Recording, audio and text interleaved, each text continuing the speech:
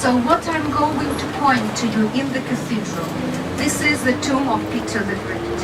You know, Peter stands out from the whole row of the Russian Tsars. He is something special here. No matter that he was a tyrant and very cruel man, he was still a great patriot of the country. He did lots for this country. When Peter inherited the throne, there was no votes in Russia at all. When Peter died in 1725, Russia had a fleet, and the first vote was done by Peter himself when he was 14 years old. Peter was a kind of neglected child in the Tsarist family. Nobody took special care of the boy, and he played with the country boys near Moscow. From these boys, he collected his first regiment, Peter's regiment, and later on they became the closest politicians, his friends, and army people from this gang of boys even through the centuries.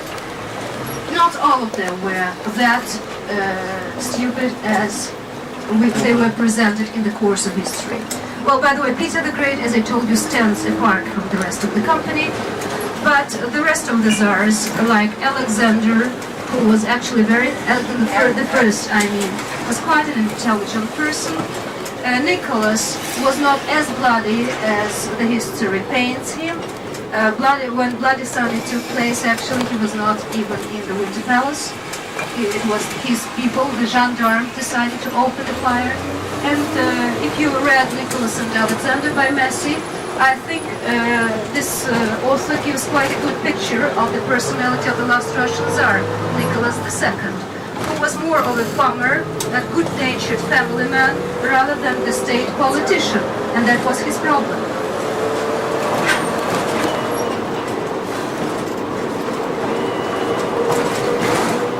To your left you can see one of the biggest stadiums of the city, called after Lenin.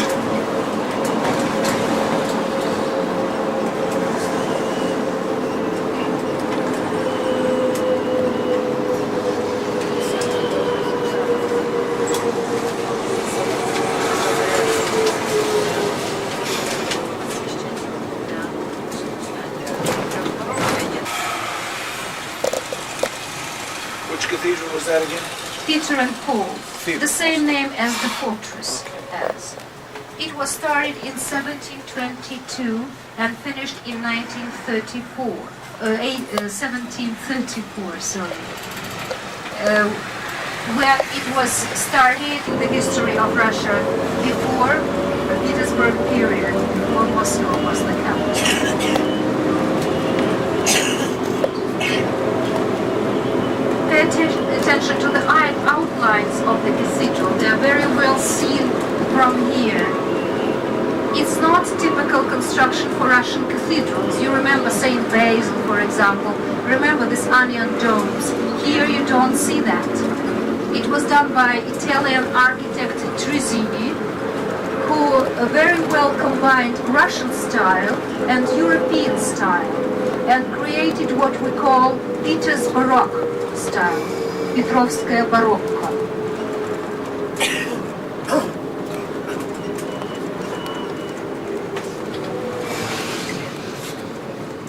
There's Stephanie taking off her top. Is that you, Stephanie? I'm angry. You can't anger yourself a bit. Bye, Stephanie.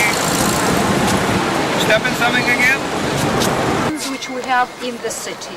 Here Peter started his fortress to protect this newly recovered territory from the Swedes. From times immemorial, from the 12th century, we know for sure this part of Russia belonged to Novgorodian Principality. Later on it was conquered by the Swedes. In 1703 it was liberated, and Peter started his fortress to protect it from the Swedes, the territory from the Swedes. This is the outline of the island and the fortress. First, the walls were done from earth. Later on, in 1740, they were remodeled and done from the brick, from the stone. The walls in some places are as wide as 10 meters. 10 meters. It is this is the type of fortress which is typical to Europe of the 17th century. The last achievements of military art were introduced in this fortress, in the construction of it. It's done in the way of bastions, so-called, and called after the closest friends and politicians of Peter the Great, such as Menshikov. There is Menshikov's bastion. There is Catherine's bastion, of course, dedicated to Catherine, and many others. From here, you can get a wonderful view to Marble Palace. Remember this present of Catherine to her Orlov? favorite, to Orlov, yes. Yeah. It's the only marble building in the city. It is faced with marble, beautiful inside. About your saints and all that. Here is secular. This came with a raised Peter's plenty of lights, and you can even see the banners, which are not typical for the Russian church. These are Swedish banners, which Russia got in the result of Russian-Swedish War, 1700, 1721.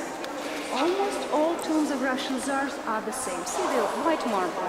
By the way, the body is down on the floor, not under this tomb. But two tombs are different. See, Jesper and Onyx from the Ural Mountains. Who are those people? This is Alexander II and his wife. Alexander II came down to history as the Tsar martyr. Remember the church on the spilled blood? That's the place where he was executed. Yes. And those tombs were done in commemoration of the Tsar and his wife, not only because he was a martyr, but because he liberated. Lots of carving here. I'm sorry. It's a lime tree, very mild tree. Everything was done by the Serbs. Especially of great interest is iconostasis, very unusual iconostasis with lots of carving. The master who did it was during the war it was evacuated, so a little bit restored, of course. Gold leaves put in view. St. Peter's Island prison. This area here. Stefania. That's the boathouse. St. Peter, at the age of 14, built the first boat in Russia, they say, kind of a rowboat. They really love this St. Peter, 7-foot giant, Peter the Great. Pavlova. Pavel. I don't know. I don't know. Yeah, sure. I don't The remember idea that is still very the well. same, no different. They opened at 11. The lady was So they so wouldn't let- willing to let us in, but The one we're straight across is what? across is the church on the spilled blood. Spilled blood. Yes, Where's that's where Alexander? Alexander was spilled. That's on the second. And the other one is Alexander. Saint Saint Isaac. Isaac. Is Isaac. Yeah. The cupola is of Saint Isaac. the big one. With Yeah. Saint Saint Isaac. Isaac. Is The the water one is that clean all enough for swimming? Ceramic on outside. This is it. That The one. mosaics. Mosaics, Yeah, yeah. this is it. But there are Uh-huh. beautiful mosaics in Saint Isaac inside as well. Yeah. That's what we are going to see. Oh. Right. Yes, this is marble that was given to our Lord like this. With the That white one with the pilasters. white pillars. Yes, gray and greenish kind of white. Yeah. That's the corner of the Hermitage.